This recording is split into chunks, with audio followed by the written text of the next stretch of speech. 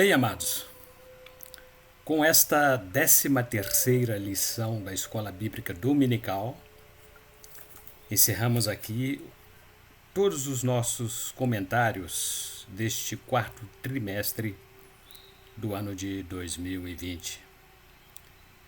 E durante este período estudamos neste manual bíblico a importância da palavra de Deus para o bem-estar do ser humano. Durante este trimestre, falamos bastante de orientações e princípios com base na palavra de Deus, sempre no intuito de preservar a saúde integral do ser humano. Estudamos lições maravilhosas que trataram da qualidade plena da saúde mental, saúde física e saúde espiritual. Para o próximo trimestre, já temos novidade. Estaremos estudando o livro de Esther. E para finalizar, o título da nossa 13ª lição: Vivendo a vida com Deus e o seu propósito. O texto áureo está no livro do profeta Jeremias, capítulo 1, versículo 5. Antes do seu nascimento, quando você ainda estava na barriga da sua mãe, eu o escolhi e separei para que fosse um profeta para as nações. Antes, bem antes, diz a palavra, antes do seu nascimento, quando você ainda estava na barriga da sua mãe, Deus já o havia aprovado como alguém apto para exercer o ofício de profeta, mesmo antes de sair do ventre de sua mãe. Jeremias já havia sido santificado e dedicado ao ministério sacro. O próprio Deus o nomeou, através de um chamado público, para ser um profeta para as nações. E diz a palavra: eu o escolhi e separei para que você fosse um profeta para as nações. Os privilégios contidos nesta passagem são de suma importância, pois faz referência ao Messias em seu sentido pleno. Seus relatos são verdadeiros ao referir-se ao próprio Cristo, enquanto que, em relação ao profeta Jeremias, em muitos aspectos, coloca-o na condição de um tipo de Cristo. E, na verdade aplicada, o comentarista escreveu que quando o ser humano procura descobrir a razão da vida e busca viver segundo o propósito divino para o qual foi criado, ele começa a vivenciar o reino de Deus para a sua vida. E como objetivos desta lição, o comentarista traçou 3 principais: refletir sobre a ação de Deus que dirige a vida humana, apresentar as vantagens de ter uma vida direcionada com propósito e mostrar os valores eternos quando se tem uma vida com propósito. E como textos de referência, o comentarista evidenciou 1 Pedro, capítulo 4, versículos 7 a 11. O verso 7 diz assim: o fim de todas as coisas está perto. Sejam prudentes e estejam alertas para poder orar. O fim de todas as coisas está perto. O apóstolo Pedro fez esta declaração com o intuito de apoiar os primeiros cristãos e incentivá-los a perseverarem, mesmo em meio às grandes provações. Pedro procura estimulá-los a levar uma vida santificada, despertando-lhes para a esperança de que o fim de todas as coisas estava bem perto. A frase "o fim de todas as coisas está perto" fazia referência ao fim dos tempos. Isso poderia significar que, em relação a eles, o fim de todas as coisas parecia estar no fim. A morte, por exemplo, representa o fim de todas as coisas aqui na Terra, o fim dos projetos, o fim dos interesses pessoais, denotando o fim da vida em relação aos assuntos de cada indivíduo, pois o término da carreira terrena de cada um se aproxima do fim. E no versículo 8, o apóstolo Pedro continua dizendo: acima de tudo, amem sinceramente uns aos outros, pois o amor perdoa muitos pecados. O amor perdoa muitos pecados. O amor ao próximo é capaz até de encobrir suas muitas imperfeições, impedindo que elas sejam notadas, conforme escreveu Salomão em Provérbios, capítulo 10, versículo 12. O ódio provoca brigas, mas o amor perdoa todas as ofensas. O amor ao próximo produz gentileza com as imperfeições do outro, torna-se em caridade diante das falhas e, não poucas vezes, cega a pessoa em relação à existência de falhas. O amor não enxerga as imperfeições daqueles a quem amamos, pois o apego ao que estimamos torna-nos insensíveis aos seus erros. O amor sempre está pronto para encobrir as falhas do outro, ainda que sejam possíveis enxergá-las. E continuando no versículo 9, o apóstolo Pedro escreveu: hospedem uns aos outros sem reclamar.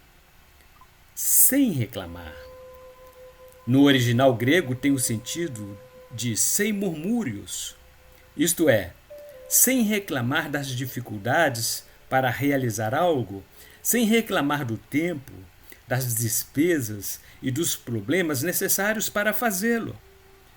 A ideia de reclamação traduzida aqui, segundo o senso comum da palavra, ou seja, significa fazê-lo de má vontade ou lamentar pela despesa realizada para fazê-lo. Pedro afirma que devemos fazê-lo sem murmurar e sem reclamar. O conceito de hospitalidade aumenta muito em seu valor quando é realizada com alegria. Uma das obrigações hospitaleiras é tornar um hóspede contente, e isso é demonstrado quando ele percebe que é bem-vindo. E no versículo 10, Pedro ainda escreveu: sejam bons administradores dos diferentes dons que receberam de Deus, que cada um use o seu próprio dom para o bem dos outros. Sejam bons administradores dos diferentes dons que receberam de Deus. Pedro adverte-nos que devemos ser bons gestores dos dons que recebemos de Deus para empregá-los para fazer o bem aos nossos semelhantes. Nada é mais adequado para corrigir nossos murmúrios do que relembrar que devemos usar o nosso próprio dom para o bem-estar dos outros. Apenas compartilhamos os dons que Deus nos concedeu. Quando o apóstolo Pedro diz: sejam bons administradores dos diferentes dons, ele sugere que a cada um desses dons foram distribuídos com essa condição: ajudar o seu próximo como um bom ministro de Deus. Não devemos esquecer de que somos mordomos de Deus, a fim de que possamos gentilmente transmiti-los a outros, conforme a necessidade de cada um. Devemos estar sempre dispostos e prontos. E no versículo 11, Pedro ainda diz: quem prega, pregue a palavra de Deus. Quem serve, sirva com a força que Deus dá. Façam assim para que em tudo Deus seja louvado por meio de Jesus Cristo, a quem pertencem a honra e o poder para todos sempre. Amém. Aprendemos com estas palavras do apóstolo Pedro que, para quem se dedica ao ensino, não é lícito fazer outra coisa. Quem prega, pregue a palavra de Deus. Quem serve, sirva com a força que Deus dá. Entregar-se fielmente para o bem de todos. Pedro não deixa espaço para invenções humanas, pois em tudo Deus seja louvado por meio de Jesus Cristo, a quem pertencem a glória e o poder para todo sempre. Amém. E na introdução, o comentarista disse que como viver uma vida de acordo com a vontade de Deus e os seus propósitos é o tema central desta última aula deste trimestre. Durante os estudos, seremos levados a refletir o que tem dirigido a nossa vida, bem como procuraremos destacar as bênçãos decorrentes do conhecimento acerca do propósito de Deus para a nossa vida. E no item número 1, o título é O que dirige a sua vida? Segundo o dicionário da língua portuguesa, a definição da palavra dirigir tem o significado de coordenar a execução de alguma coisa, de conduzir, de liderar. Com frequência, as direções que damos na vida são decisões pautadas por atitudes que tomamos. Coordenamos suas execuções, desde as mais simples às mais complexas. Em tudo na vida precisamos tomar alguma decisão. Muitos se encontram agora diante de vários problemas que precisam de alguma escolha para que soluções possam ser encontradas. Influências e pressões externas levam-nos a tomarem decisões cujos passos necessários os conduzirão à direção certa. A indecisão ou a dúvida não permitem que as pessoas saiam do lugar e as deixam totalmente inertes. E no subitem 1.1, o comentarista deu por título Muitos são dirigidos pela culpa. Quando conhecemos as atitudes do nosso passado, somos capazes de compreender grande parte do nosso procedimento no presente. A maneira como fomos educados por nossos pais, incluindo o meio ambiente que fomos criados, oferecem forte influência nas decisões e atitudes que hoje tomamos na vida adulta. Pessoas que viveram em um lar onde havia muita competitividade, com muitos irmãos para dividir as coisas, terão seu comportamento e atitudes diferentes daquele indivíduo que foi filho único ou que não teve competição alguma entre os da casa. Entre os fatores relacionados Esses fatores influenciam e, às vezes, diante de erros de decisões, joga-se a culpa nos progenitores pelos seus fracassos. E no subitem 1.2, o título é Muitos são dirigidos pelo medo. Devemos buscar do Espírito Santo a revelação das experiências do nosso passado, considerando que elas podem afetar nosso presente de forma negativa. Contudo, devemos compreender que não devemos permanecer aprisionados com o nosso passado. O medo de encarar a realidade do futuro por causa das experiências negativas vividas no passado não podem afetar-nos a ponto de nos tornar reféns, ainda que o nosso passado possa influenciar o presente, pois o passado afeta a forma de encararmos a realidade do mundo atual. O passado afeta a maneira dos relacionamentos interpessoais. O passado afeta até mesmo a maneira do nosso relacionamento com Deus. Urge que nos livremos do medo, a fim de que possamos exercitar a fé. E no subitem 1.3, o título é Muitos são dirigidos pela necessidade de aprovação. Na carta de Paulo aos Filipenses, capítulo 3, versículo 13, ele diz assim: É claro, irmãos, que eu não penso que já consegui isso. Porém, uma coisa eu faço. Esqueço aquilo que fica para trás e avanço para o que está na minha frente. Esquecer não significa deletar da memória tudo o que ficou registrado. Se analisarmos o contexto, veremos que Paulo estava falando do seu passado. Esquecer não significa apagar algo da memória, mas olhar para o passado de uma forma diferente, procurar não lembrar das coisas que ficaram para trás, mas encará-las sob uma perspectiva diferente. Há pessoas que dependem emocionalmente das opiniões alheias e permitem que as expectativas dos pais, dos cônjuges, filhos, professores e amigos influenciem no controle de sua vida.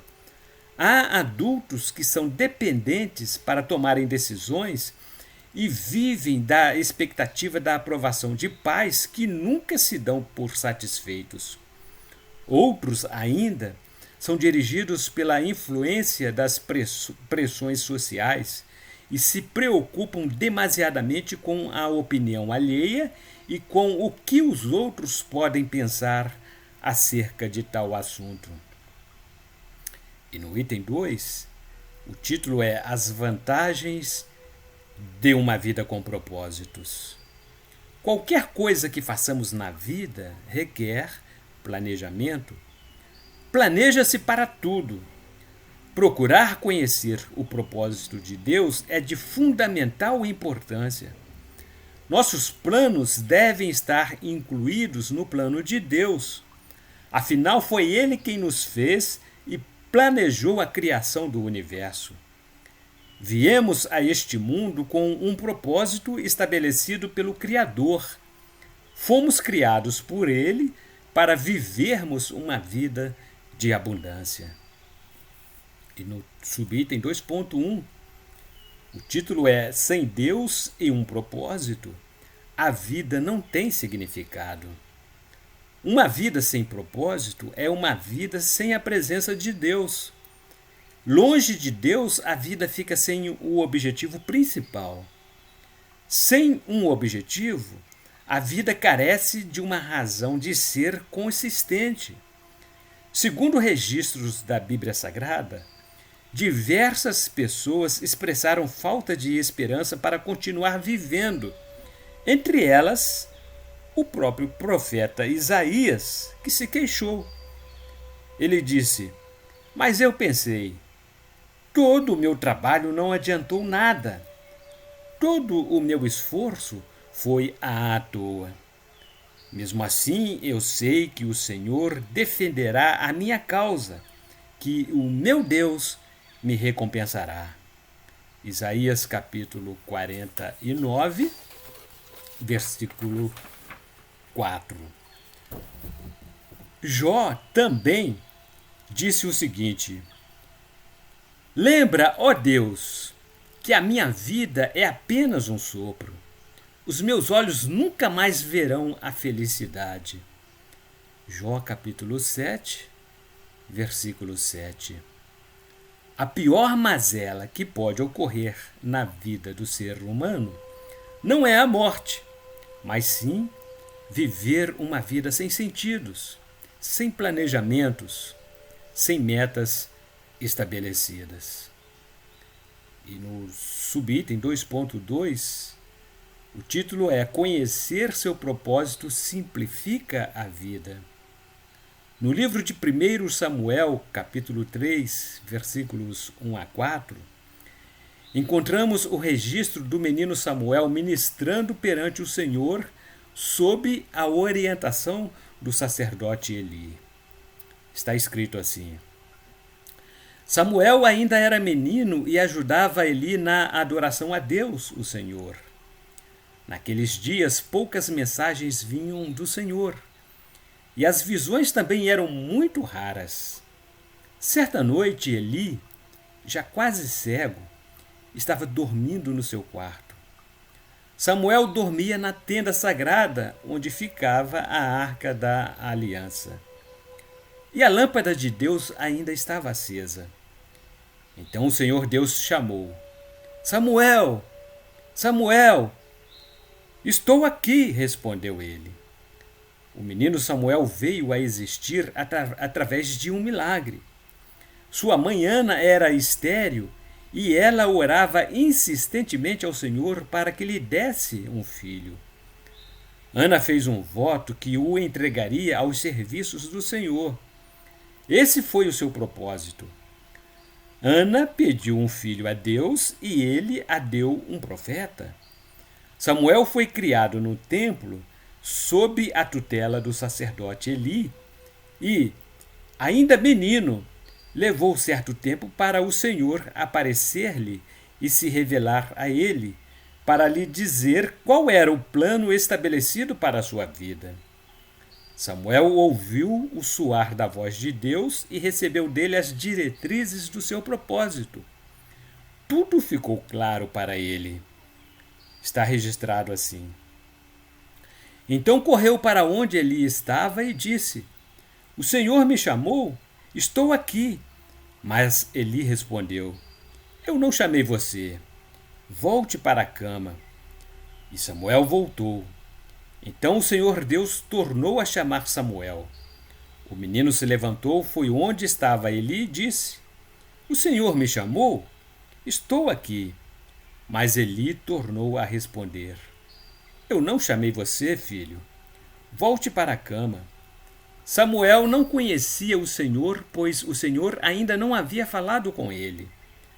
Aí o Senhor chamou Samuel pela terceira vez. Ele se levantou, foi aonde Eli estava e disse: O Senhor me chamou? Estou aqui. Então Eli compreendeu que era o Senhor quem estava chamando o menino e ordenou: Volte para a cama.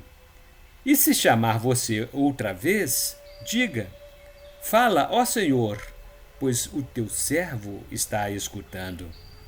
E Samuel voltou para a cama. Então o Senhor veio e ficou ali. E, como havia feito antes, disse: Samuel, Samuel! Fala, pois o teu servo está escutando. Respondeu Samuel. E o Senhor disse: Eu vou fazer com o povo de Israel uma coisa tão terrível que todos os que ouvirem a respeito disso ficarão apavorados. Livro de 1 Samuel, capítulo 3, versículos 4 a 11. O menino Samuel crescia e amadurecia. O Senhor estava com ele em tudo o que fazia. Ele foi confirmado como profeta da nação de Israel, sacerdote do Senhor e juiz do povo. que também possamos permitir que o Senhor revele o seu propósito para a nossa vida. No subitem 2.3, conhecer seu propósito direciona a vida. Conhecer o propósito de Deus direciona a vida e nos leva a focar no que é realmente primordial. Com o conhecimento dos propósitos, há eficiência nas ações empreendidas, energias e esforços são compensados. É comum o ser humano deixar-se distrair com assuntos de menor significância. Quando somos capazes de peneirar o importante do não importante, não haverá prejuízos, nem tempo investido perdido ou conversas sem objetividade alguma. Há pessoas que não criam raízes por onde passam, não param em empregos fixos, não conseguem progredir na vida, em nada, não param em igreja e não conseguem chegar a lugar algum. É necessário que tenhamos um foco, um norte. Sem um propósito definido, ninguém chegará a lugar algum. E o item 3, o título é Conhecer seu propósito estimula a sua vida. O Salmo número 119, versículo 105 diz: A tua palavra é lâmpada para guiar os meus passos, é luz que ilumina o meu caminho. Deus tem prazer em guiar e conduzir os nossos passos, desde que queiramos viver de acordo com os seus planos. Há uma recompensa preparada para todos aqueles que perseveram segundo os propósitos divinos. E no subitem 3.1, conhecer seu propósito lhe prepara para a eternidade. As pessoas passam pela vida e pensam em escrever sua própria história, deixando-a como um legado para as gerações futuras. A maioria das pessoas que partem para a eternidade querem ser lembradas pelos que ainda ficaram na Terra. Todavia, o que deve ser levado em consideração não é o que os outros pensam ou vão dizer sobre sua existência, mas o que Deus pensa e diz. O que as pessoas precisam perceber é que o principal é o que importa e não as coisas secundárias. E no subitem 3.2, esta vida não é tudo o que há. Na carta de Tiago, no capítulo 4, versículos 13 a 17, diz o seguinte: Agora escutem, vocês que dizem, hoje ou amanhã iremos a tal cidade e ali ficaremos um ano fazendo negócios e ganhando muito dinheiro. Vocês não sabem como será a sua vida amanhã, pois vocês são como uma neblina passageira que aparece por algum tempo e logo depois desaparece. O que vocês deveriam dizer é isto: se Deus quiser, estaremos vivos e faremos isto ou aquilo. Porém, vocês são orgulhosos e vivem se gabando. Todo esse orgulho é mau. Portanto, comete pecado a pessoa que sabe fazer o bem e não o faz. Tiago descreve-nos sobre a incerteza dos projetos humanos. O ser humano tem a tendência de se programar apenas no plano terrenal e por isso se fadiga muito, pois vive a vida como se a vida fosse apenas no plano terreno. Na verdade, estamos em rápida passagem pela vida aqui na Terra. É como se estivéssemos em um ensaio geral antes de partirmos para a eternidade. Passaremos a eternidade do outro lado da vida. Viveremos apenas um pouco de tempo aqui. A terra é um lugar de preparação, a pré-escola, o vestibular para a vida na eternidade com Deus. É o treinamento coletivo que ocorre antes do jogo, a volta de aquecimento antes do início da corrida. Esta vida nada mais é do que uma preparação para a próxima instância. O ser humano vive, no máximo, 100 anos ou um pouco mais sobre a terra. Para sempre estará na eternidade. Isso é assim porque fomos projetados por Deus para vivermos eternamente. E no subitem 3.3, o título é Há mais na vida do que o agora. A palavra de Deus nos dá a plena dimensão da verdadeira essência da vida. Devemos perceber que a vida é apenas uma preparação para a eternidade. Com essa visão, viveremos de forma diferente. Viveremos à luz da evidência da eternidade. É isso que traz novas perspectivas de como lidar com os relacionamentos, tarefas ou circunstâncias. Ter visão ampla leva-nos a avaliar a vida de uma forma diferenciada.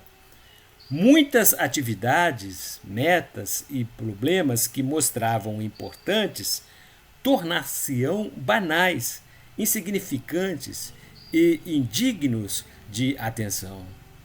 Quanto mais próximos estivermos do centro da vontade de Deus, mais perceberemos novos significados nas coisas desta vida.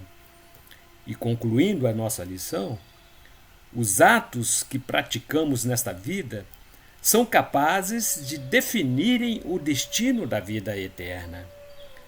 Não podemos perder de vista esta compreensão de que dependemos inteiramente da ação do Espírito Santo e da Palavra de Deus a cada momento da nossa vida.